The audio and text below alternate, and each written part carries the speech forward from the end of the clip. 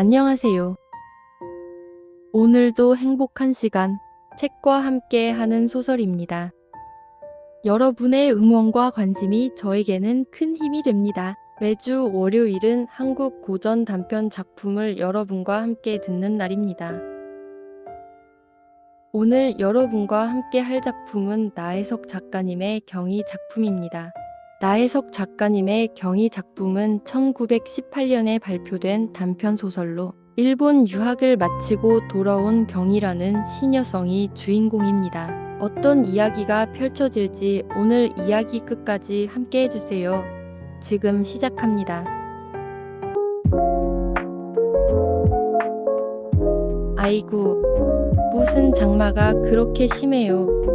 하며 담배를 붙이는 뚱뚱한 마님은 오래간만에 오신 사돈 마님이다. 그러게 말이지요. 심한 장마에 아이들이 병이나 아니das습니까? 그동안 하인도 한 번 못 보냈어요. 하며 마주 앉아 담배를 붙이는 머리가 희끗희끗하고 이마에 주름살이 두어 줄 보이는 마님은 이철원댁 주인 마님이다. 아이고 별 말씀을 다 하십니다. 나역 그랬어요. 아이들은 충실하나 어멈이 어째 수일 전부터 배가 아프다고 하더니 오늘은 일어나 다니는 것을 보고 왔어요. 어지간히 할이 더워야지요. 조금 잘못하면 병나기가 쉬워요. 그래서 좀 걱정이 되셨겠습니까? 인제 나았으니까요. 마음이 놓여요.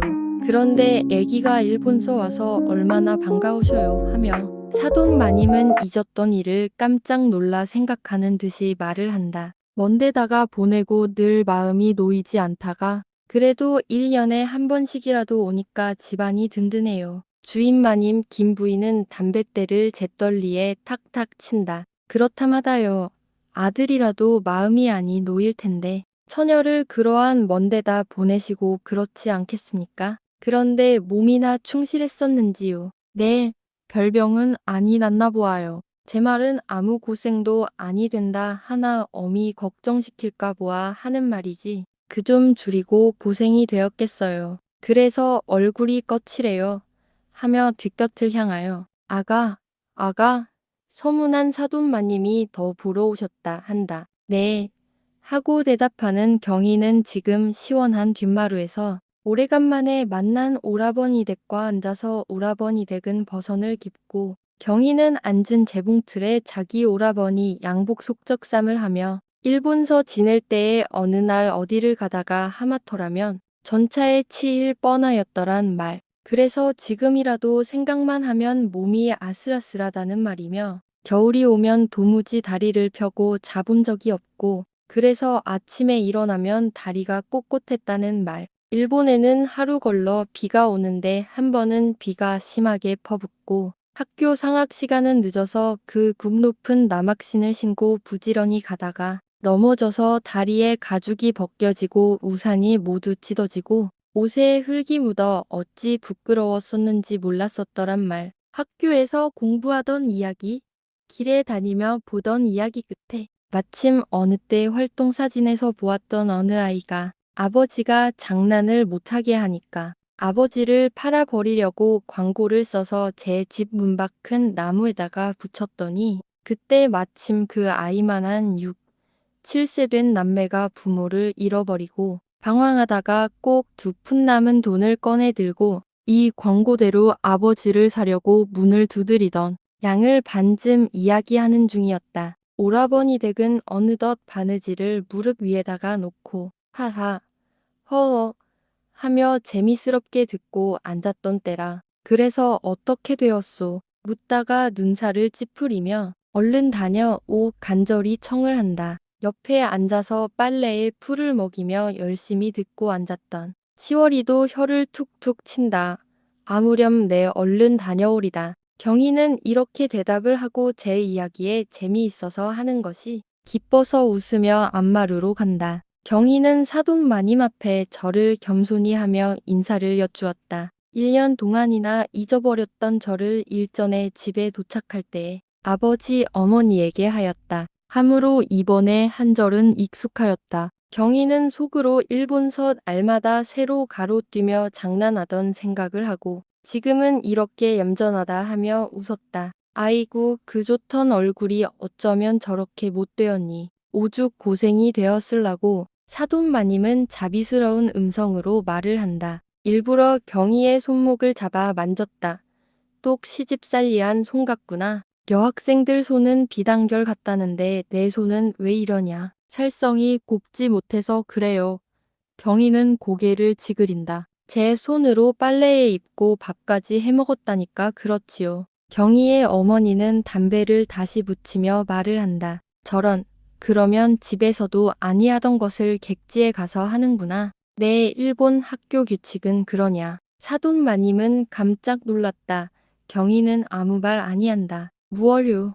제가 제 고생을 사느라고 그러지요. 그것 누가 시키면 하겠습니까? 학비도 넉넉히 보내주지만은 그 애는 별나게 바쁜 것이 재미라고 한답니다. 김 부인은 아무 뜻 없이 어제 저녁에 자리 속에서 딸에게 들은 이야기를 한다. 그건 왜 그리 고생을 하니? 사돈마님은 경희의 이마 위에 너펄너펄 내려온 머리카락을 두 귀 밑에다 끼워주며 적삼 위로 등에 살도 만져보고 얼굴도 쓰다듬어준다. 일본에는 겨울에도 불도 아니 때인대지. 그리고 반찬은 감질이 나도록 조금 준대지. 그것 어찌 사니? 네. 불은 아니 때나 견디어 나면 관계치 않아요. 반찬도 꼭 먹을 만치 주지 모자르거나 그렇지는 아니에요. 그러자니 모두가 고생이지. 그런데 내 형은 그동안 병이 나서 너를 못 보러 왔다. 아마 오늘 저녁 곡은 올 터이지. 네. 좀 보내주세요. 벌써부터 어찌 보고 싶었는지 몰라요. 그렇지. 너 왔다는 말을 듣고 나도 보고 싶어 하였는데 형제끼리 그렇지 않으랴. 이마님은 원래 시집을 멀리 와서 부모 형제를 몹시 그리워 본 경험이 있는 터라. 이 말에는 깊은 동정이 나타난다. 거기를 또 가니? 인제고만 곱게 입고 앉았다가 부잣집으로 시집가서 아들 딸 낳고 재미들합게 살지 그렇게 고생할 것 무엇 있니? 아직 알지 못하여 그렇게 하지 못하는 것을 일러주는 것 같이 경희에 대하여 말을 하다가 마주 앉은 경희 어머니에게 눈을 향하여 그렇지 않소. 내 말이 옳지요. 하는 것 같았다. 네. 하던 공부 마칠 때까지 가야지요. 그것은 그리 많이 해 무엇하니. 사내니 고을을 간단 말이냐? 군주사라도 한단 말이냐? 지금 세상에 사내도 배워가지고 쓸데가 없어서 쩔쩔매는데 이마님은 여간 걱정스러워 아니한다. 그리고 대관절 계집애를 일본까지 보내 이 공부를 시키는 사돈 영감과 마님이며 또 그렇게 배우면 대체 무엇하자는 것인지를 몰라. 답답해한 적은 오래 전부터 있으나 다른 집과 달라 사돈집이라 속으로는 늘 저 계집애를 누가 데려가나 욕을 하면서도 할 수 있는 대로는 모른 체하여 왔다가 오늘 우연한 좋은 기회에 걱정해 오던 것을 말한 것이다. 경희는 이마님 입에서 어서 시집을 가거라. 공부는 해서 무엇하니? 꼭 이 말이 나올 줄 알았다. 속으로 옳지, 그럴 줄 알았지 하였다. 그리고 어제 오셨던 이모님 입에서 나오던 말이며 경희를 보실 때마다 걱정하시는 큰어머니 말씀과 모두 일치되는 것을 알았다. 또 작년 여름에 듣던 말을 금년 여름에도 듣게 되었다. 경희의 입술은 간질간질하였다. 먹고 입고만 하는 것이 사람이 아니라 배우고 알아야 사람이에요. 당신 댁처럼 영감 아들 간에 첩이 넷이나 있는 것도 배우지 못한 까닭이고 그것으로 속을 썩이는 당신도 알지 못한 죄예요. 그러니까 여편네가 시집가서 씨앗을 보지 않도록 하는 것도 가르쳐야 하고 여편네 두고 첩을 얻지 못하게 하는 것도 가르쳐야만 합니다. 하고 싶었었다. 이외에 여러 가지 예를 들어 설명도 하고 싶었었다. 그러나 이마님 입에서는 반드시 오늘 아침에 다녀가신 할머니의 말씀과 같은 옛날에는 여편네가 배우지 않아도 수부단함하고 잘만 살아왔다. 여편네는 동서남북도 몰라야 복이 많단다. 공부한 여학생들도 보리방아만 지게 되더라. 사내가 첩 하나도 둘 줄 모르면 그것이 사내냐. 하던 말씀과 같이 꼭 이마님도 할 줄 알았다. 경희는 최귀의 경을 익지하고 제 입만 아프고 저만 오늘 저녁에 또 이 생각으로 잠을 못 자게 될 것을 생각하였다. 또 말만 시작하게 되면 답답하여서 속이 불과 같이 탈 것. 자연 오랫동안 되면 뒷마루에서는 기다릴 것을 생각하여 차라리 1절 입을 다물었다. 더구나 이 마님은 입이 걸어서 한 말을 들으면 10말쯤 거짓말을 보태어 여학생의 말이라면 어떻든지 흉만 보고 욕만 하기로는 수단이 용한 줄을 알았다. 그래서 이반님 귀에는 좀처럼 한 변명이라든지 설명도 조금도 고지가 들리지 않을 줄도 짐작하였다. 그리고 어느 때 경희의 형님이 경희더러 예, 우리 시어머니 앞에서는 아무 말도 하지 마라. 더구나 시집 이야기는 1절 말하라. 여학생들은 예사로 시집 말들을 하더라. 아이고 망측한 세상도 많아라. 우리 자란할 때는 어디서 처녀가 시집을 해보아 하신다. 그뿐 아니라 여러 여학생 험담을 어디 가서 그렇게 듣고만 오시는지 듣고 오시면 뚝 나 들으라고 빗대놓고 하시는 말씀이 정말 내 동생이 학생이어서 그런지 도무지 듣기 싫더라. 일본 가면 계집애 버리느니 별별 못 들을 말씀을 다 하신단다. 그러니 아무쪼록 말을 조심해라. 한 부탁을 받은 것도 있다. 경희는 또 이반님 입에서 무슨 말이 나올까 보아 마음이 조릿조릿하였다. 그래서 다른 말이 시작되기 전에 뒷마루로 달아나려고 궁둥이가 들썩들썩하였다. 이따가 급히 입을 오라범 속적삼을 하던 것이 있어서 가보아야겠습니다. 고 경희는 앓더니가 빠지기나 한 것만큼 시원하게 그 앞을 면하고 뒷마루로 나서며 숨을 한 번 쉬었다. 왜 그리 늦었소? 그래서 그 아버지를 어떻게 했소? 오라버니 댁은 그동안 버선 한 짝을 다 기워놓고 또 한 짝에 앞볼을 대이다가 경희를 보자 무릎 위에다가 놓고 바싹 가까이 앉으며 궁금하던 이야기 끝을 재우쳐 묻는다. 경희의 눈살은 찌푸려졌다. 붓뺨이 실쭉해졌다. 시월이는 빨래를 개키다가 경희의 얼굴을 눈결에 슬쩍 보고 눈치를 채었다. 작은아 씨, 서문 안댁마님이 또 시집 말씀을 하시지요. 아침에 경희가 할머니가 다녀가신 뒤에 마루에서 혼잣말로 시집을 갈 때 가더라도 하도 여러 번 들으니까 인제 도무지 싫어 죽겠다 하던 말을 시월이가 부엌에서 들었다. 지금도 자세히는 들리지 않으나 그런 말을 하는 것 같았다. 그래서 작은아 씨의 얼굴이 저렇게 불량하거나 하였다. 경희는 웃었다. 그리고 바느질을 붙들며 이야기 끝을 연속한다. 안마루에서는 여전히 두 마님이 서로 술도 전하며 담배도 잡수면서 경희의 말을 한다. 애기가 바느질을 다 해요. 네, 바느질도 곧잘 해요. 남정의 옷옷은 못하지요마는 제 옷은 괴매어 입지요. 아이고 저런. 어느 틈에 바느질을 다 배웠어요. 양복 속적삼을 다 해요. 학생도 바느질을 다 하나요? 이마님은 과연 여학생은 바늘을 쥘 줄도 모르는 줄 알았다. 더구나 경희와 같이 서울로 일본으로 쏘다니며 공부한다 하고 덜렁하고 똑 사내 같은 학생이 제 옷을 꿰매어 입는다는 말에 놀랐다. 그러나 역시 속으로는 그 바느질 꼴이 오죽할까 하였다. 김 부인은 딸의 칭찬 같으나 묻는 말에 마지못하여 대답한다. 어디 바느질이나 제법 앉아서 배울 새나 있나요? 그래도 차차 철이 나면 자연히 의사가 나나 보아요. 가르치지 아니해도 저절로 꿰매게 되더구먼요. 어려운 공부를 하면 의사가 튀어나 보아요. 김 부인은 말끝을 끊었다가 다시 말을 한다. 이마님 귀에는 똑 거짓말 같다. 양복 속적삼은 작년 여름에 남대문 밖에서 인려가 와서 가르치던 재봉틀 바느질 강습소에를 날마다 다니며 배웠지요. 제 조카들의 양복도 해서 입히고 모자도 해서 씌우고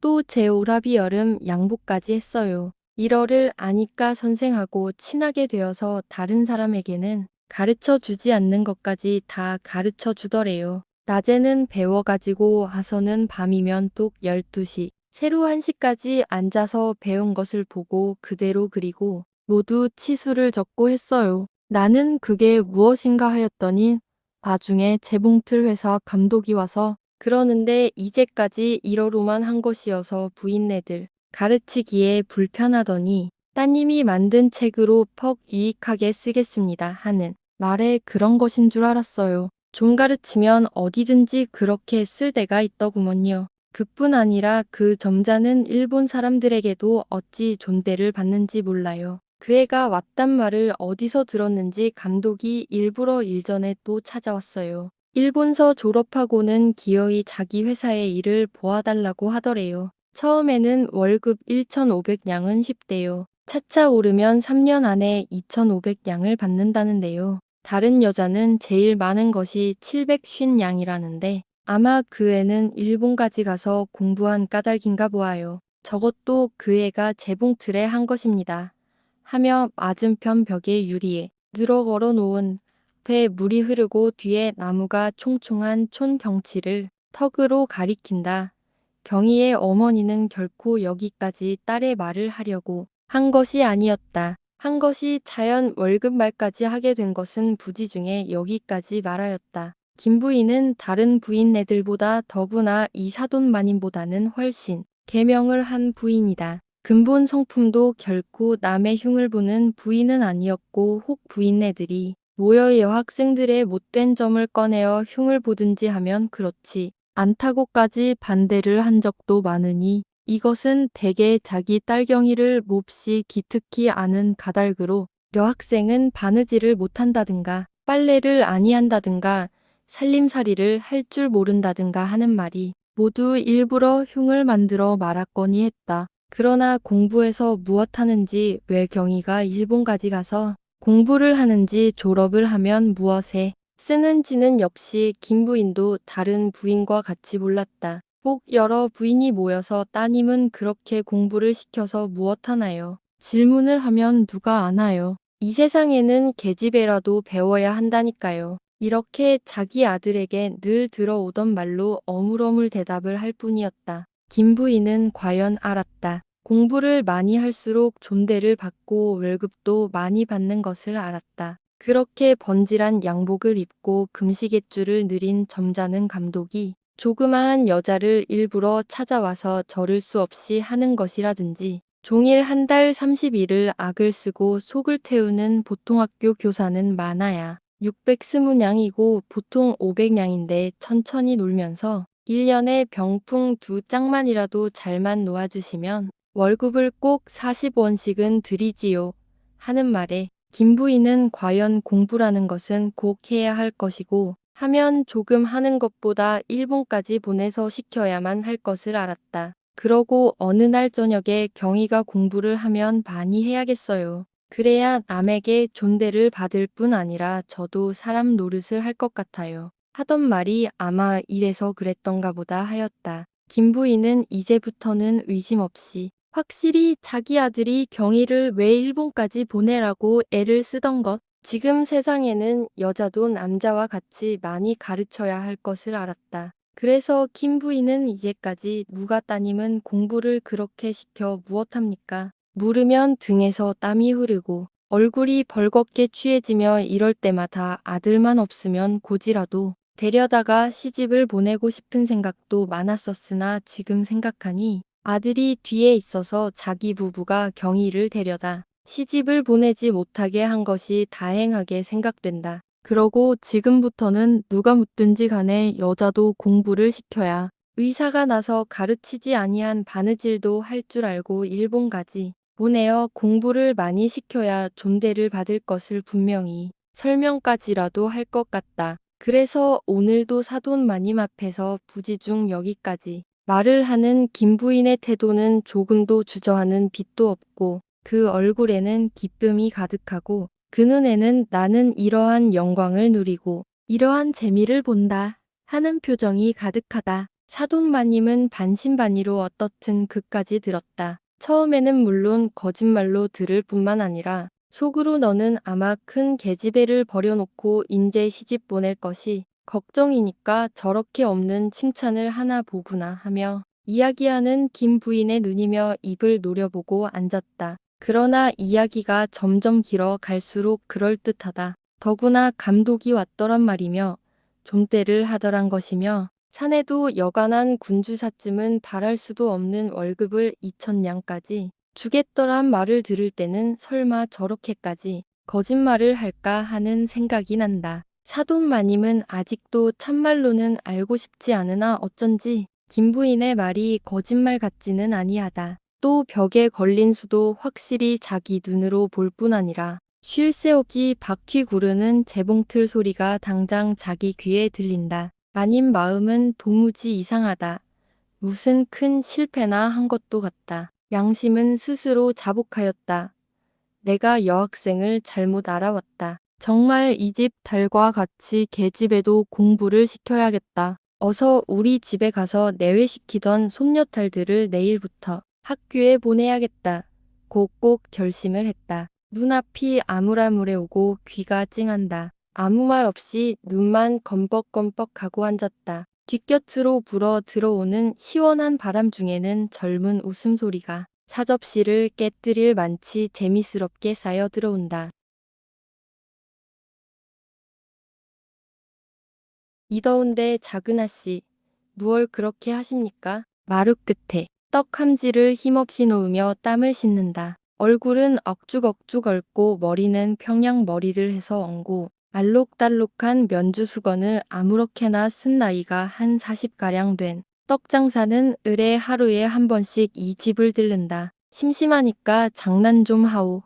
경희는 앞치마를 치고 마루 끝에 서서 서투른 칼질로 팔을 썬다. 어느 틈에 김치 담그는 것을 다 배우셨어요. 날마다 다니며 보아야 작은 아씨는 도무지 노시는 것을 못 보았습니다. 책을 보시지 않으면 글씨를 쓰시고 바느질을 아니하시면 저렇게 김치를 담그시고 여편네가 여편네 할 일을 하는 것이 무엇이 그리 신통할 것이소. 작은 아씨 같은 이나 그렇지 어느 여학생이 그렇게 마음을 먹는 이가 있나요? 떡장수는 무릎을 치며 경희의 앞으로 바싹 앉는다. 경희는 빙긋이 웃는다. 그건 덕장수가 잘못한 것이지. 여학생은 사람 아니요? 여학생도 옷을 입어야 살고 음식을 먹어야 살 것 아니요. 아이구, 그러게 말이지요. 누가 아니래요. 그러나 작은 아씨같이 그렇게 아는 여학생이 어디 있어요. 칭찬 많이 받았으니 떡이나 한 스문 양어치 살까. 아이고 어멈을 저렇게 아시네. 떡 팔아먹으려고. 그런 것은 아니에요. 변덕이 뒤룩뒤룩한 두 뺨에 살이 축 처진다. 그리고 너는 나를 잘못 아는구나 하는 원망으로 두둑한 입술이 삐죽한다. 경희는 곁눈으로 보았다. 그 마음을 짐작하였다. 아니요. 부러 그랬지. 칭찬을 받으니까 좋아서. 아니에요. 칭찬이 아니라 정말이에요. 다시 정다이 바싹 앉으며 허허 너털 웃음을 한판 내쉰다. 정말 몇 해를 두고 날마다 다니며 보아야 작은 아씨처럼 낮잠 한 번도 주무시지 않고 꼭 무엇을 하시는 아씨는 처음 보았어요. 떡장수 오기 전에 자고 떡장수가 가면 또 자는 걸 보지를 못하였지. 또 저렇게 우스운 말씀을 하시네. 떡장수가 아무 때나 아침에도 다녀가고 낮에도 다녀가고 저녁 때도 다녀가지 학교에 다니는 학생같이 시간을 맞춰서 다니나요? 응, 그렇지 않소. 하며 툇마루에서 맷돌에 풀 갈고 있는 시월이를 본다. 시월이는 그래요. 어디가 아프시기 전에는 한 번도 낮잠 주무시는 일 없어요. 여보, 떡장수 떡이 다 쉬면 어찌하려고 이렇게 한가히 앉아서 이야기를 하오. 아니 광개치 않아요. 떡장수의 말소리는 아무 힘이 없다. 떡장수는 이 작은 아씨가 그래서 어째소 하며 받아만 주면 이야기할 것이 많았다. 저의 집 떡방아 찌턴 일꾼에게서 들은 요새 신문에 어느 여학생이 학교 간다고 나가서는 며칠 안이 들어오는 고로 수색을 해보니까 어느 사내에게 꾀임을 받아서 첩이 되었더란 말이며 어느 집에는 며느리로 여학생을 얻어왔더니 버선 깁는데 올도 찾을 줄 몰라 빗두로 되었더란 말. 밥을 하였는데 반은 태웠더란 말. 날마다 사방으로 쏘다니며 평균 한마디씩 들어온 여학생의 험담을 하려면 부지기수였다. 그래서 이렇게 신이 나서 무릎을 치고 바싹 들어앉았으나 경희의 말대답이 너무 냉정하고 점잖음으로 떡장수의 속에서 뻗쳐오르던 것이 어느덧 거품 꺼지듯 거졌다. 떡장수의 마음은 무엇을 잃은 것 같이 공연히 서운하다. 떡바구미를 들고 일어설까 말까 하나 어쩐지 딱 일어설 수도 없다. 그래서 떡바구니를 두 손으로 누른 채로 앉아서 모른 채 하고 칼질하는 경희의 모양을 아래 위로 훑어도 보고 마루를 보며 선반 위에 얹은 소반의 수요도 세어보고 정신없이 얼빠진 것 같이 앉았다. 흰떡 된양어치하고 계피떡 두 양 반어치만 내놓게. 김부인은 고운 돗자리 위에서 부채질을 하면서 들어누웠다가 딸경이의 좋아하는 계피떡하고 아들이 잘 먹는 흰떡을 내놓으라 하고 주머니에서 돈을 꺼낸다. 떡장수는 멀거니 앉았다가 깜짝 놀라 내놓으라는 덕수요를 되풀이해 세어서 내놓고는 뒤도 돌아보지를 않고 떡바구니를 이고 나가다가 다시 이 댁을 오지 못하면 덕을 못 팔게 될 생각을 하고 작은 아씨 내일 또 와요. 허허허 하며 대문을 나서서는 큰 숨을 쉬었다. 생산팔 두루마기 고름을 달고 앉았던 경희의 오라버니 댁이며 경이며 시월이며 서로 얼굴들을 치어다보며 말없이 싱긋싱긋 웃는다. 경희는 속으로 기뻐한다. 무엇을 얻은 것 같다. 떡장수가 다시는 남의 흉을 보지 아니하리라 생각할 때에 큰 교육을 한 것도 같다. 경희는 칼자루를 들고 앉아서 무슨 생각을 곰곰이 한다. 참 애기는 못할 것이 없다. 얼굴에 수색이 가득하여 시름없이 두 손가락을 마주잡고 앉았다가 간단히 이와를 하고는 다시 입을 꾹 다물며 한숨을 산이 꺼지도록 쉬는 한 여인에게는 아무도 모르는 큰 걱정과 서름이 있는 것 같다. 이 여인은 근 20년 동안이나 이 집과 친하게 다니는 여인이라 경희의 형제들은 아주머니라 하고 이 여인은 경희의 형제를 자기의 친족아들같이 귀해한다. 그래서 심심하여도 이 집으로 오고 속이 상할 때에도 이 집으로 와서 웃고 간다. 그런데 이 여인의 얼굴은 항상 구름이 끼이고 좋은 일을 보든지 즐거운 일을 당하든지 끝에는 반드시 휘 한숨을 쉬는 사이고 쌓인 서름의 원인을 알고 보면 누구라도 동정을 아니할 수 없다. 이 여인은 소년 과부란 남편을 잃은 후로 애절복통을 하다가 다만 재미를 붙이고 악을 삼는 것은 천행만행으로 얻은 유복자 수남이 있음이라 하루 지나면 수나미도 조금 크고 한 해 지나면 수나미가 한 살이 는다. 겨울이면 추울까 여름이면 더울까 밤에 자다가도 고니 자는 수남의 투덕투덕한 볼기짝을 몇 번씩 투덕투덕하던 세상에 둘도 없는 귀한 아들은 어느덧 나이 16세 이르러 사방에서 혼이 나자는 말이 끊일 새 없었다. 수남의 어머니는 새로이 며느리를 얻어 혼자 재미를 볼 것이며 남편도 없이 혼자 태백받을 생각을 하다가 자리 속에서 눈물도 많이 흘렸다. 그러나 해겨 이렇게 눈물을 흘려 귀중한 아들에게 사위스러울까 보아 할 수 있는 대로는 슬픔을 기쁨으로 돌려 생각하고 눈물을 웃음으로 이루려 하였다. 그래서 알들살들이 돈이며 폐물 등속을 며느리 얻으면 주려고 모았다. 유일무이의 아들을 장가들이는 데는 거리는 것도 많고 보는 것도 많았다. 그래 며느리 선을 시어머니가 보면 아들이 가난하게 산다고 하는 고로 수남이 어머니는 일체 중매에게 맡기고 궁합이 맞는 것으로만 혼인을 정하였다. 새 며느리를 얻고 아들과 며느리 사이에 옷 같은 손녀며 금 같은 손자를 보아 집안이 떠들썩하고 재미가 퍼부을 것을 날마다 상상하며 기다리던 며느리는 과연 오늘의 이 한숨을 쉬게 하는 원수이다. 17에 시집온 후로 8년이 되도록 시어머니 저고리 하나도 꿰매어서 정다이 들여보지 못한 철천지안을 시어머니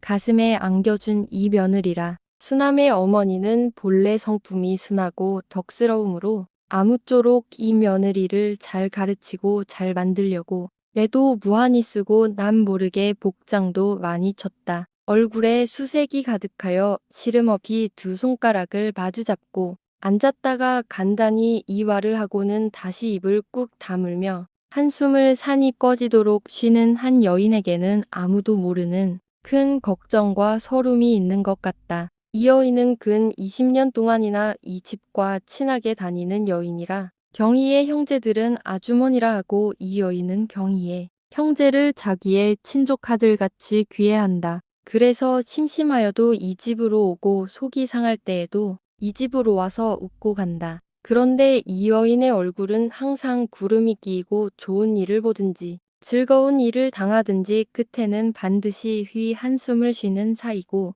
쌓인 서름의 원인을 알고 보면 누구라도 동정을 아니할 수 없다. 이 여인은 소년 과부란 남편을 잃은 후로 애절복통을 하다가 다만 재미를 붙이고 악을 삼는 것은 천행만행으로 얻은 유복자 수남이 있음이라. 하루 지나면 수나미도 조금 크고 한 해 지나면 수나미가 한 살이 는다. 겨울이면 추울까 여름이면 더울까 밤에 자다가도 고니 자는 수남의 투덕투덕한 볼기짝을 몇 번씩 투덕투덕하던 세상에 둘도 없는 귀한 아들은 어느덧 나이 16세 이르러 사방에서 혼인하자는 말이 끊일 새 없었다. 수남의 어머니는 새로이 며느리를 얻어 혼자 재미를 볼 것이며 남편도 없이 혼자 패백받을 생각을 하다가 자리 속에서 눈물도 많이 흘렸다. 그러나 해겨 이렇게 눈물을 흘려 귀중한 아들에게 사위스러울까? 보아 할 수 있는 대로는 슬픔을 기쁨으로 돌려 생각하고 눈물을 웃음으로 이루려 하였다. 그래서 알들살들이 돈이며 폐물 등속을 며느리 얻으면 주려고 모았다. 유일무이의 아들을 장가들이는 데는 거리는 것도 많고 보는 것도 많았다. 그래 며느리 선을 시어머니가 보면 아들이 가난하게 산다고 하는 고로 수남이 어머니는 일체중매에게 맡기고 궁합이 맞는 것으로만 혼인을 정하였다. 새 며느리를 얻고 아들과 며느리 사이에 옷 같은 손녀며 금 같은 손자를 보아 집안이 떠들썩하고 재미가 퍼부을 것을 날마다 상상하며 기다리던 며느리는 과연 오늘의 이 한숨을 쉬게 하는 원수이다. 17에 시집온 후로 8년이 되도록 시어머니 저고리 하나도 되메워서 정다이 들여보지 못한 철천지안을 시어머니 가슴에 안겨준 이 며느리라. 수남의 어머니는 본래 성품이 순하고 덕스러우므로 아무쪼록 이 며느리를 잘 가르치고 잘 만들려고 애도 무한히 쓰고 남 모르게 복장도 많이 쳤다. 이러면 나을까 저렇게 하면 사람이 될까 하여 혼자 공부도 많이 하고 타이르고 가르치기도 수없이 하였으나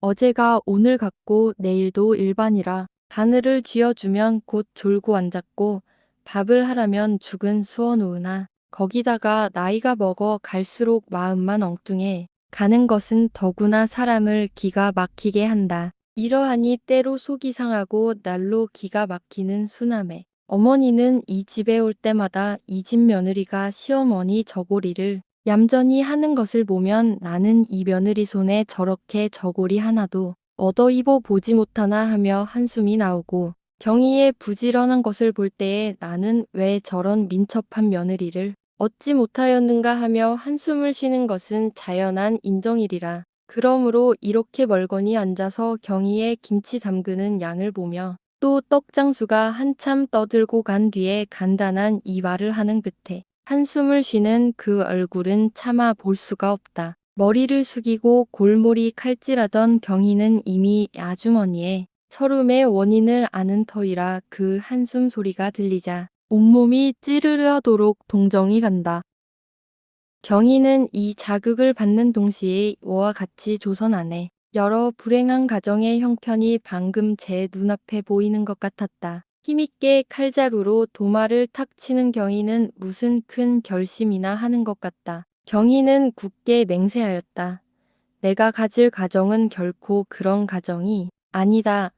나뿐 아니라 내 자손 내 친구네 문인들이 만들 가정도 결코 이렇게 불행하게 하지 않는다. 오냐?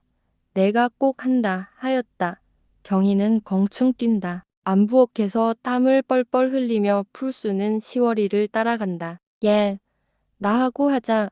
부뚜막에 올라앉아서 풀막대로 저으랴. 아궁이 앞에 앉아서 때랴. 어떤 것을 하였으면 좋겠니? 너 하라는 대로 할 터이니 두 가지를 다 할 줄 안다. 아이고, 그만두셔요. 더운데. 시월이는 더운데 혼자 풀을 저으면서 불을 떼느라고 끙끙하던 중이다. 아이고, 인연의 팔자. 한탄을 하면 눈을 멀거니 뜨고 밀짚을 끌어떼고 앉았던 때라. 작은 아씨의 이 말 한마디는 더운 중에 바람 같고 괴로움의 웃음이다. 시월이는 속으로 저녁 진지에는 작은 아씨의 즐기시는 옥수수를 어디 가서 맛있는 것을 얻어다가 쪄서 드려야겠다 하였다. 마지못하여 그러면 불을 떼셔요. 제가 풀을 저을 것이니 그래 어려운 것은 오랫동안 졸업한 내가 해라. 경희는 불을 떼고 시월이는 풀을 젓는다. 위에서는 푸푸 부글부글하는 소리, 아래에서는 밀짚해 탁탁 튀는 소리. 마치 경희가 도쿄음악학교 연주 회석에서 듣던 관현악 연주 소리 같기도 하다. 또 아궁이 저 속에서 밀집 끝에 불이 댕기며 점점 불빛이 강하게 번지는 동시에 차차 아궁이까지 가까워지죠. 또 점점 불꽃이 약해져 가는 것은 마치 피아노 저 끝에서 이 끝까지 칠 때에 붕붕하던 것이 점점 땡땡하도록 되는 음률과 같아 보인다.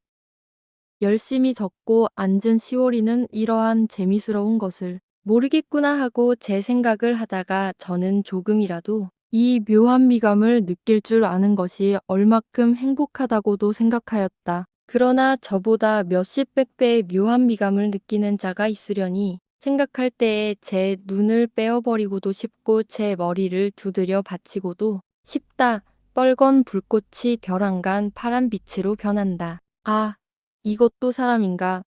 밥이 아깝다 하였다. 경희는 부지중 재미도 스럽다 하였다. 대체 작은아 씨는 별것도 다 재미있다고 하십니다. 빨래하면 대국물 흐르는 것도 재미있다고 하시고 마루 걸레질을 치시면 아직 안 친 한편 쪽 마루에 부연 것이 보기 재미있다 하시고 마당을 쓸면 티끌 많아지는 것이 재미있다고 하시고 나중에는 무엇까지 재미있다고 하실는지 뒷간에 구더기 끓는 것은 재미있지 않으셔요. 경희는 속으로 오냐?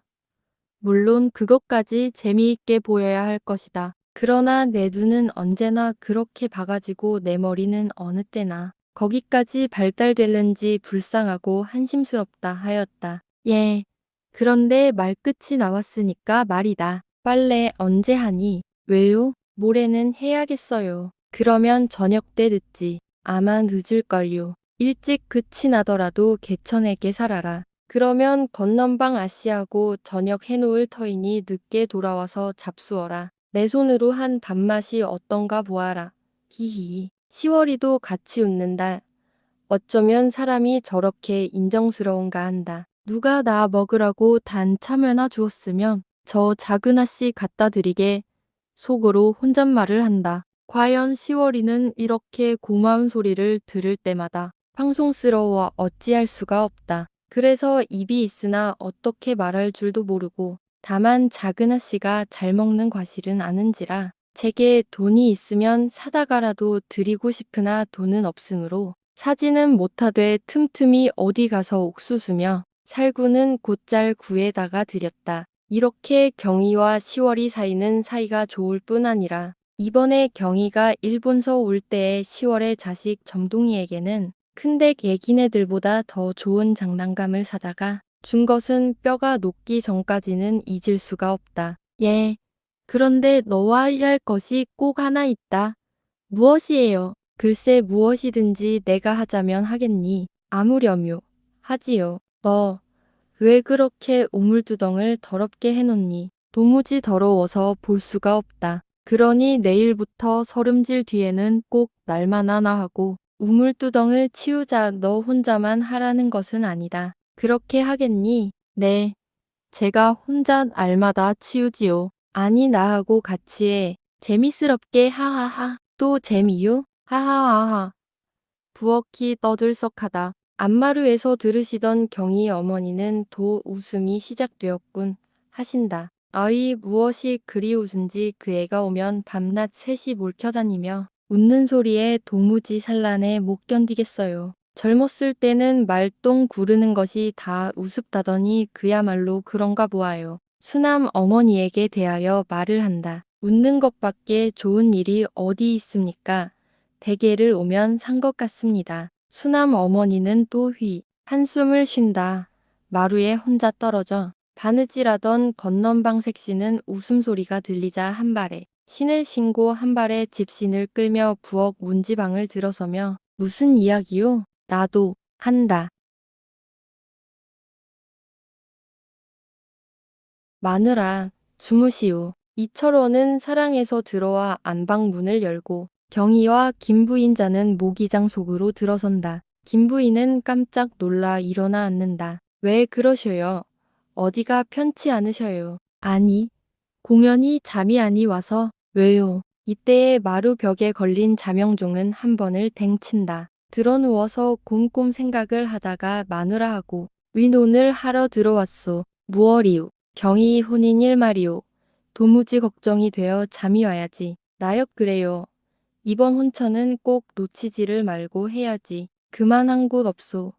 그 신랑 아버지 되는 자하고 난 전부터 익숙히 아는 터이니까 다시 알아볼 것도 없고 당자도 그만하면 쓰지 별아이 어디 있나 장자이니까 금 아는 재산 다 상속될 터이고 또 경희는 그런 대갓집 맏며느리감이지. 글쎄 나도 그만한 혼처가 없는 줄 알지만은 제가 그렇게 열 길이나 뛰고 싫다는 것을 어떻게 한단 말이오.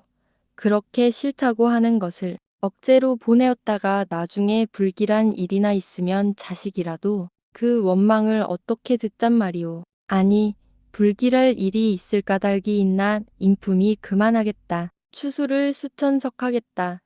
그만하면 고만이지 그러면 어떻게 하잔 말이오. 계집애가 19살이 적수. 김부인은 잠잠히 있다. 이철호는 혀를 톡톡 차며 후회를 한다.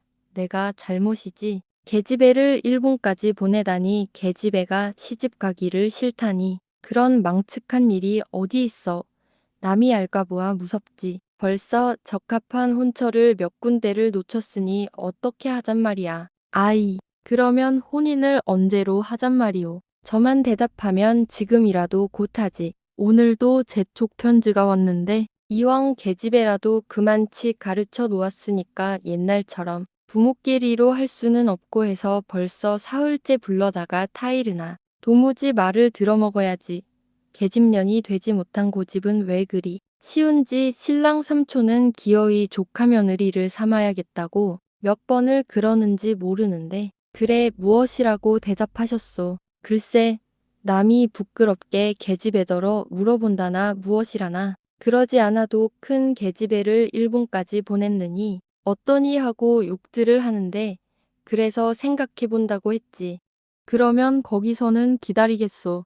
그래, 그게 벌써 올 정월부터 말이 있던 것인데 동네집 시약시 믿고 장가 못 간다더니 아이, 그러면 속히 좌우간 결정을 내야겠는데 어떻게 하나. 저는 기어이 하던 공부를 마치기 전에는 죽어도 시집은 아니 가겠다 하는데 그리고 더구나 그런 부잣집에 가서 치맛자락 누리고 싶은 마음은 꿈에도 없다고 한다오. 그래서 제 동생 시집 갈 때도 제 것으로 해 놓은 고운 옷은 모두 주었습니다. 비단 치마 속에 큰 심과 서름이 있느니라고 한다오.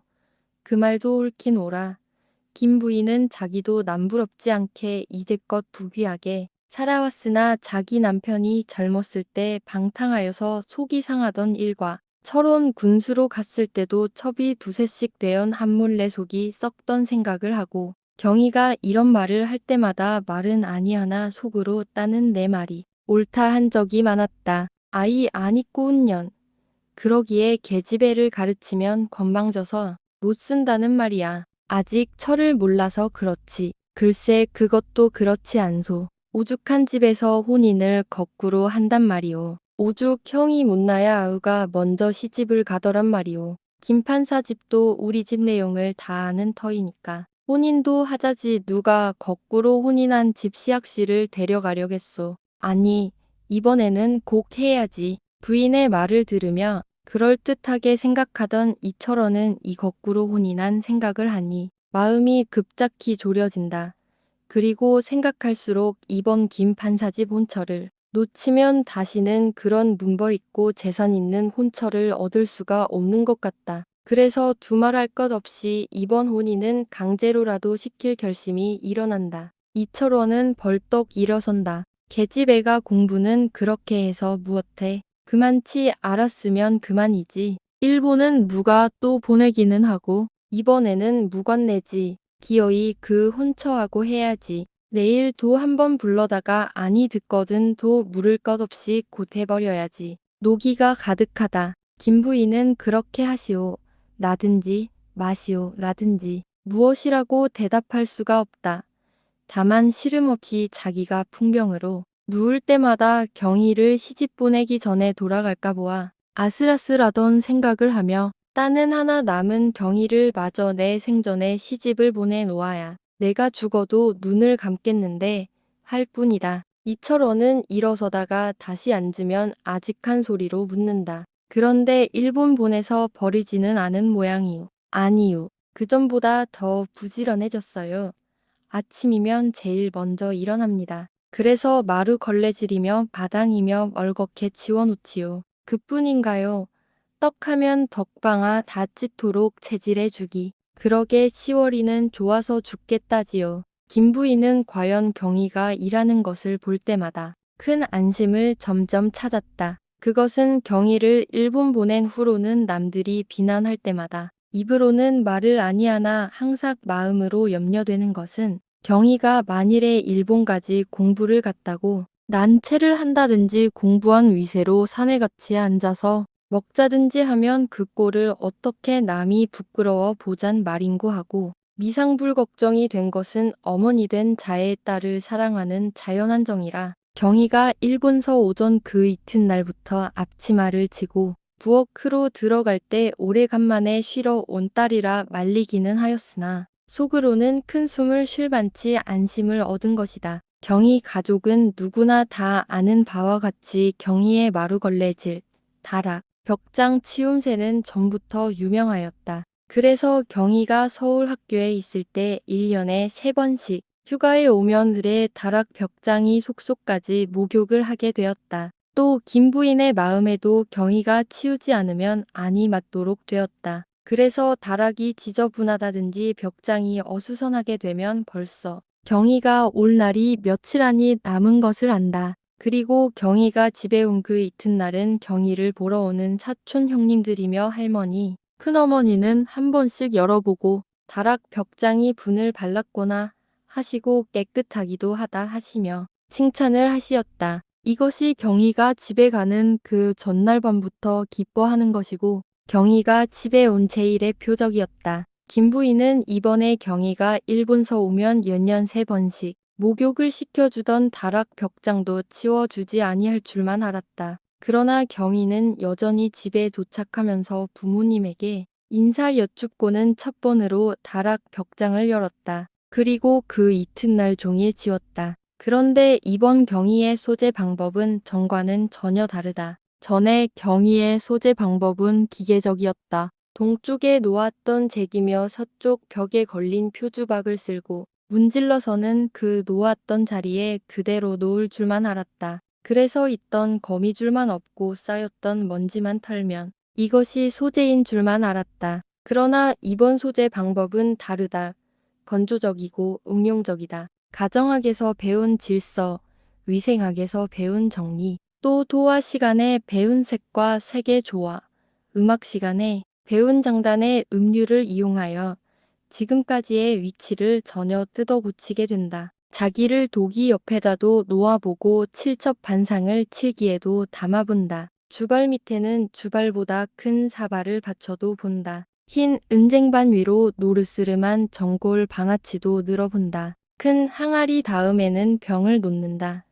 그리고 전에는 컴컴한 다락 속에서 먼지 냄새에 눈살도 찌푸렸을 뿐 아니라 종일 땀을 흘리고 소재하는 것은 가족에게 들을 칭찬의 보수를 받으려 함이었다. 그러나 이번에는 이것도 다르다. 경희는 컴컴한 속에서 제 몸이 이리저리 운동케 하는 것이 여간 재미스럽게 생각지 않았다. 일부러 빗자루를 놓고 쥐똥을 집은 엠새도 맡아보았다. 그리고 경희가 종일 일하는 것은 아무 바라는 보수도 없었다. 다만 제가 저 할 일을 하는 것밖에 아무것도 없다. 이렇게 경희의 일동일정의 내막에는 자각이 생기고 의식적으로 되는 동시에 외형으로 활동할 일은 대로 많아진다. 그래서 경희는 할 일이 많다. 만일 경희의 친한 동무가 있어서 경희의 할 일 중에 하나라도 해준다면 비록 그 물건이 경희의 손에 있다 하더라도 그것은 경희의 것이 아니라 동무의 것이다. 이러므로 경희가 좋은 것을 갖고 싶고 남보다 많이 갖고 싶을진데 경희의 힘으로 능히 할 만한 일은 행여나 털끝만한 일이라도 남더러 해달라고 할 것이 아니다. 조금이라도 남에게 빼앗길 것이 아니다. 아, 다행이다. 경희의 널쩍다리에는 살이 쪘고 팔뚝은 굵다. 경희는 이 살이 다 빠져서 걸을 수가 없을 때까지, 팔뚝에 힘이 없어 늘어질 때까지 할 일이 무한이다. 경희가 가질 물건도 무수하다. 그러므로 낮잠을 한 번 자고 나면 그 시간짜리가 완연히 턱이 난다. 종일 일을 하고 나면 경희는 반드시 조금씩 자라난다. 경희에 갖는 것은 하나씩 늘어간다. 경희는 이렇게 아침부터 저녁까지 얻기 위하여 자라갈 욕심으로 제 힘껏 일을 한다. 이철원도 자기 딸이 일하는 것을 날마다 본다. 또 속으로 기특하게도 여긴다. 그러나 이렇게 자기 부인에게 물어본 것은 이철원도 역시 김 부인과 같이 경희를 자기 아들의 권고에 못 이겨 일본까지 보내었으나 항상 버릴까 보아 염려되던 것은 사실이었다. 그러므로 오늘 저녁에 부부가 앉아서 혼처에 대한 걱정이라든지 그 애버릴까 보아 염려하던 것을 안심하는 부모의 애정은 그 두 얼굴에 띄운 웃음 속에 가득하다. 아무러한 지우며 형제며 효자인들 어찌 이 부모가 염려하시는 염려, 기뻐하시는 참 기쁨 같으리오. 이철원은 혼인하자고 할 곳이 없을까 보아 바짝 졸였던 마음이 조금 누그러졌다. 그러나 마루로 내려서며 마른 기침 한 번을 하며 내일은 세상 없어도 하여야지 하는 결심의 말은 누구의 명령을 가지고라도 깨뜨릴 수 없을 것 같이 보인다. 새벽 달기 새날을 고한다. 가마턴 밤이 백색으로 활짝 열린다. 동창의 장지 한 편이 차차 밝아오며 모기장 한 끝으로부터 점점 연두색을 물들인다. 곤히 자던 경희의 눈은 뜨였다. 경희는 또 오늘 종일에 제 일을 시작할 기쁨에 취하여 벌떡 일어나서 방을 나선다. 때는 정이 오정이라 안마루에서는 점심상이 벌어졌다. 경희는 사랑해서 들어온다. 10월이며 건넌방 형님은 간절히 점심 먹기를 권하나 들은 채도 아니하고 골방으로 들어서며 사방 방문을 꼭꼭 닫는다. 경희는 흑흑 느껴온다. 방바닥에 엎드리기도 하다가 일어앉기도 하고 또 일어나서 벽에다 머리를 부딪힌다. 기둥을 불끈 안고 핑핑 돈다. 경희는 어찌할 줄 몰라 쩔쩔맨다. 경희의 조그마한 가슴은 불같이 타온다. 걸린 수건자락으로 눈물을 씻으며 이따금 하는 말은 아이고 어찌하나 할 뿐이다. 그리고 이 집에 있으면 밥이 없어지고 옷이 없어질 터이니까 나를 어서 다른 집으로 쫓으려나 보다 하는 원망도 생긴다. 마치 넓고 넓은 세상 위에 제 조그마한 몸을 둘 곳이 없는 것 같이도 생각난다. 이런 쓸데없고 주체스러운 것이 왜 생겨났나 할 때마다 그쳤던 눈물은 다시 비오듯 쏟아진다. 누가 와서 만일 말린다 하면 그 사람하고 싸움도 할 것 같다. 그리고 그 사람의 머리를 한 번에 잡아 뽑을 것도 같고 그 사람의 얼굴에서 피가 냇물과 같이 흐르도록 박박 핥히고 쥐어뜯을 것도 같다. 이렇게 사방창이 꼭꼭 닫힌 조그마한 어둠침침한 골방 속에서 이리 부딪고 저리 부딪는 경희의 운명은 어떠한가. 경희의 앞에는 지금 두 길이 있다. 그 길은 희미하지도 않고 또렷한 두 길이다. 한 길은 살이 곳간에 쌓이고 돈이 많고 귀염도 받고 사랑도 받고 밟기도 쉬운 황토요. 가기도 쉽고 찾기도 어렵지 않은 탄탄대로이다. 그러나 한 길에는 제 팔이 아프도록 보리 방아를 찧어야 겨우 얻어먹게 되고 종일 땀을 흘리고 남의 일을 해 주어야 겨우 몇 푼 돈이라도 얻어보게 된다. 이르는 곳마다 천대뿐이요. 사랑의 맛은 구매도 맛보지 못할 터이다. 발부리에서 피가 흐르도록 험한 돌을 밟아야 한다. 그 길은 뚝 떨어지는 절벽도 있고 날카로운 산정도 있다. 물도 건너야 하고 언덕도 넘어야 하고 수없이 꼬부라진 길이요. 갈수록 험하고 찾기 어려운 길이다. 경희의 앞에 있는 이 두 길 중에 하나를 오늘 택해야만 하고 지금 꼭 정해야 한다. 오늘 택한 이상에는 내일 바꿀 수 없다. 지금 정한 마음이 있다가 급변할 리도 만무하다. 아, 경희의 발은 이 두 길 중에 어느 길에 내놓아야 할까? 이것은 교사가 가르칠 것도 아니고 친구가 있어서 충고한데도 쓸데없다. 경희 제 몸이 저갈 길을 택해야만 그것이 오래 유지할 것이고 제정신으로 한 것이라야 변경이 없을 터이다. 경희는 또 한 번 머리를 부딛고 아이고 어찌하면 좋은가 한다. 경희도 여자다. 더구나 조선 사회에서 살아온 여자다. 조선 가정의 인습에 파묻힌 여자다. 여자란 올량유순해야만 쓴다는 사회의 면목이고 여자의 생명은 삼중지도라는 가정의 교육이다. 일어서려면 압박하려는 주의요. 움직이면 사방에서 들어오는 욕이다. 다정하게 손 붙잡고 충고 주는 동무의 말은 10사람 한 입같이 편하게 정과 같이 살다가 죽읍시다 함이다. 경희의 눈으로는 비단옷도 보고 경희의 입으로는 약식 정골도 먹었다. 아, 경희는 어느 길을 택하여야 당연한가? 어떻게 살아야만 좋은가? 마치 일가의 탐평으로 몸을 느려 기어가던 뱀의꽁지를 지팡이 끝으로 조금 건드리면 늘어졌던 몸이 바짝 오그라지며 눈방울이 대룩대룩하고 뾰족한 혀를 도끼 있게 자주 내미는 모양같이 이러한 생각을 할 때마다 경희의 몸에 매달린 두 팔이며 늘어진 두 다리가 바짝 가슴속으로 뱃속으로 오그라 들어온다. 마치 어느 장난감 상점에 놓은 대가리와 몸뚱이뿐인 장난감 같이 된다. 그리고 13권의 체중이 급작이 백지 한 장만치 되어 바람에 날리는 것 같다. 또 머릿속은 저도 알만치 띵하고 서늘해진다. 눈도 깜짝거릴 줄 모르고 벽에 구멍이라도 뚫을 것 같다. 등에는 담이 흠뻑 고이고 사지는 죽은 사람과 같이 차디차다. 아이고 어찌하면 좋은가. 경희는 벙어리가 된 것 같다. 아무 말도 할 줄 모르고 꼭 한마디 할 줄 아는 말은 이 말뿐이다. 경희는 제 몸을 만져본다. 왼편 손목을 바른편 손으로, 바른편 손목을 왼편 손으로 쥐어본다. 머리를 흔들어도 본다. 크지도 않고 조그마한 이 몸. 이 몸을 어떻게 서야 할까? 이 몸을 어디로 향하여야 좋은가? 경희는 다시 제 몸을 위에서부터 아래까지 훑어본다. 이 몸에 비단 치마를 느리고 이 머리에 비추욕잠을 꽂아볼까? 대가댁 맏며느리 얼마나 위험스러울까? 새아기 새색 신오름이 얼마나 재미있을까? 시부모의 사랑인들 얼마나 많을까? 지금 이렇게 천둥이던 몸이 부모님에게 얼마나 귀염을 받을까? 친척인들 오죽 부러워하고 우러러볼까? 잘못하였다. 아, 잘못하였다. 왜? 아버지가 정하자. 하실 때에 네. 하지를 못하고 안 돼요. 했나? 아, 왜 그랬나?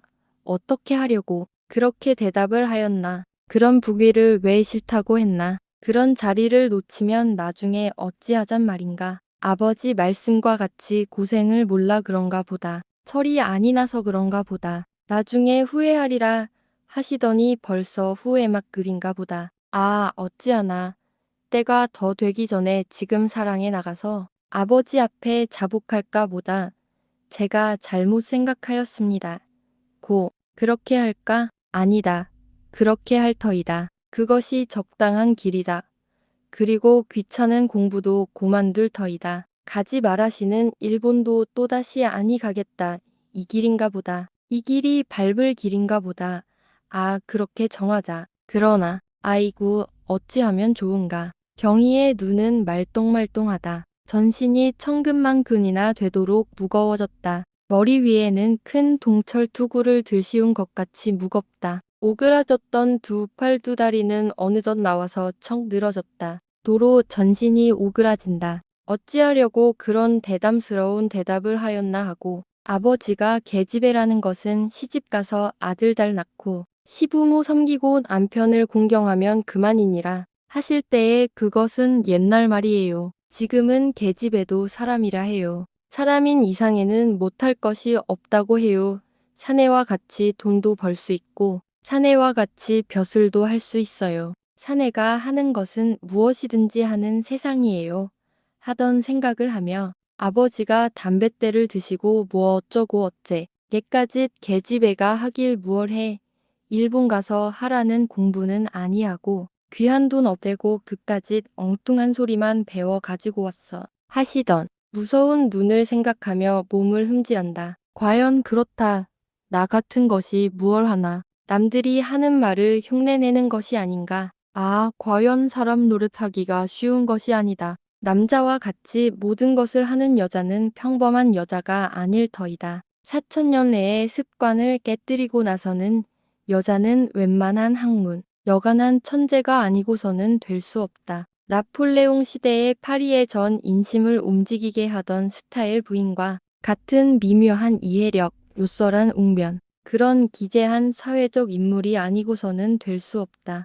살아서 오를레앙을 구하고 사함의 프랑스를 구해낸 잔다르크 같은 백절불굴의 용진 희생이 아니고서는 될 수 없다. 달필의 논문과 명쾌한 경제서의 저자로 이름을 날린 영국 역언론의 용장포드 부인과 같은 어론에 정경하고 의지가 강고한 자가 아니고서는 될 수 없다. 아, 이렇게 쉽지 못하다. 이만한 실력, 이러한 희생이 들어야만 되는 것이다. 경희가 이제껏 배웠다는 학문을 톡톡 털어보아도 그것은 깜짝 놀랄 만치 아무것도 없다. 남이 제 앞에서 춤을 추고 노래를 하나 참으로 좋아할 줄을 모르고 진정으로 웃어 줄 줄을 모르는 백치 같은 감각을 가졌다. 한마디 대답을 하려면 얼굴이 벌개지고 어서를 찾을 줄 모르는 둔서를 가졌다. 조금 괴로우면 싫어.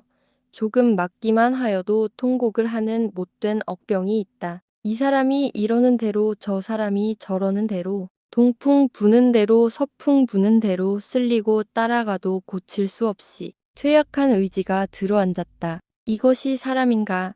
이것을 가진 위인이 사람 노릇을 하잔 말인가? 이까짓 남들 다 하는 것쯤에 학문으로 남들도 지을 줄 아는 삼시 밥 먹을 때 오른손에 숟가락 잡을 줄 아는 것쯤으로는 벌써 틀렸다. 어림도 없는 허영심이다. 만일 고금 사업가의 각 부인들이 알면 코웃음을 칠 터이다. 정말 엉뚱한 소리다. 아이고, 어찌하면 좋은가. 여기까지 제 몸을 반성한 경희의 생각에는 저를 맏며느리로 데려가려는 김 판사집도 딱하다. 또 저 같은 전치가 그런 부귀한 댁에서 데려가려면 고개를 숙이고 내내 소녀를 바치며 얼른 가야 할 것이 당연한 일인데 싫다고 하는 것은 제가 생각하여도 괘씸한 일이다. 그리고 아버지며 어머니며 그 외 여러 친척 할머니 아주머니가 저를 볼 때마다 시집 못 보낼까 보아 걱정들을 하는 것이 당연한 일인 것도 같다. 경희는 이제까지 비녀 쪽진 부인들을 보면 매우 불쌍히 생각하였다. 저것이 무엇을 알고 저렇게 어른이 되었나. 남편에 대한 사랑도 모르고 기계같이 본능적으로만 저렇게 금수와 같이 살아가는구나. 자식을 귀해하는 것은 밥이나 많이 먹이고 고기나 많이 먹일 줄만 알았지 좋은 학문을 가르칠 줄은 모르는구나. 저것도 사람인가 하는 교만한 눈으로 보아왔다. 그러나 웬일인지 오늘은 그 부인네들이 모두 장하게 보인다. 설거지하는 10월이 머리에도 비녀가 꽂힌 것이 저보다 훨씬 나은 것도 같이 보인다. 담 사이로 농민의 자식들의 우는 소리가 들리는 것도 저보다 훨씬 나은 단 세상 같다. 아무리 생각하여도 저는 저 같은 어른이 될 수 없을 것 같고 제 몸으로는 저와 같은 아이를 낳을 수가 없는 것 같다. 저와 같이 이렇게 가기 어려운 시집을 어쩌면 그렇게들 많이 갔고 저와 같이 이렇게 어렵게 자식의 교육을 이리저리 공부하는 것을 저렇게 쉽게 잘들 살아가는 생각을 한즉 저는 아무것도 아니다. 그 부인들은 자기보다 몇십 배 낫다. 어떻게 저렇게들 쉽게 비녀로 쪽지게 되었나? 어쩌면 저렇게 자식들을 많이 낳아가지고 구순이들 잘 사누. 참장하다. 경희는 생각할수록 그네들이 장하다. 그리고 저는 이렇게도 시집 가기가 어려운 것이 도무지 이상스럽다. 그 부인네들이 장한가? 내가 장한가? 이 부인네들이 사람일까? 내가 사람일까? 이모순이 경희의 깊은 잠을 깨우는 큰 번민이다. 그러면 어찌하여야 장한 사람이 되나? 하는 것이 경희의 머리가 무거워지는 고통이다. 아이고, 어찌하나. 내가 그렇게 될 줄 알았을까? 한마디가 늘었다. 동시에 경희의 머리끝이 우쩍 위로 올라간다. 그리고 경희의 뻔뻔한 얼굴, 널쩍한 입, 길쭉한 사지의 형상이 모두 쓰러지고 조그마한 밀집 끝에 깜박깜박하는 불꽃 같은 무엇이 바람에 떠 있는 것 같다. 방만은 후끈후끈하다. 부지 중에 사방창을 열어젖혔다. 뜨거운 강한 광선이 벼랑간에 왈칵 대드는 것은 편사운군의 양편이 육무방망이를 들고 자 하며 대드는 것 같이 깜짝 놀랄 만치 강하게 쪼여 들어온다. 오색이 혼잡한 백리롱 활려너 위로는 연락부절이 호랑나비 노랑나비가 오고 가고 한다. 배나무 위에 까치 보금자리에는 가만 새끼 대가리가 들락날락하며 어미 까마귀가 먹을 것을 가지고 오는 것을 기다리고 있다. 뎁사리 그늘 밑에는 탑실개가 쓰러져 쿨쿨 자고 있다. 그 배는 불룩하다. 울타리 밑으로 굼벵이 잡으러 다니는 어미. 닭의 뒤로는 대여섯 마리의 병아리가 줄줄 따라간다. 경이는 얼빠진 것 같이 멀거니 앉아서 보다가 몸을 일부러 움직이었다. 저것은 개다. 저것은 꽃이고 저것은 닭이다. 저것은 배나무다. 그리고 저기 매달린 것은 배다. 저 하늘에 뜬 것은 가치다. 저것은 항아리고 저것은 절구다. 이렇게 경이는 눈에 보이는 대로 그 명칭을 불러본다. 옆에 놓인 머리장도 만져본다. 그 위에 개어서 얹은 명주 이불도 쓰다듬어 본다. 그러면 내 명칭은 무엇인가? 사람이지. 꼭 사람이다. 경이는 벽에 걸린 체경에 제 몸을 비추어 본다. 입도 벌려보고 눈도 끔적여 본다. 팔도 들어보고 다리도 내어놓아 본다.